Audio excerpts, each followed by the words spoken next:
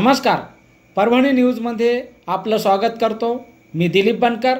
पाहूया आजच्या ठळक घडामोडी। परभणी शहरात सतत 2 दिवसापासून पाऊस पडत असल्यामुळे शहरातील वार्ड क्रमांक 5 मधील संत गाडगेबाबा नगरात 2 दिवसापासून पाऊस पडल्यामुळे घरात पाणी शिरले असून रस्त्यावर पाणी झाले आहे। रस्ता वाहतुकीसाठी बंद झाला असून लोकांना घरातच बसून राहून घरात सुद्धा पाणी घुसले आहे। यासाठी महानगरपालिकेने याकडे लक्ष द्यावे।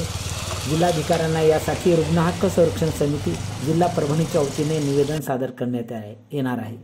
रुग्ण हक्क संरक्षण समितीचा आज परभणी शहरात विविध ठिकाणी दौरा करण्यात आला। या दौऱ्यामध्ये जिल्हाध्यक्ष दिलीप बनकर, जिल्हा उपाध्यक्ष शेख सरफराज, पदाधिकारी फारुक लाला यांनी जाऊन प्रत्येक नगरात पाहणी केली। परंतु शहरातील वार्ड क्रमांक 5 मधील संत गाडगेबाबा नगरात मोठ्या प्रमाणात पाणी साचले असून मंदिरात सुद्धा पाणी साचले होते।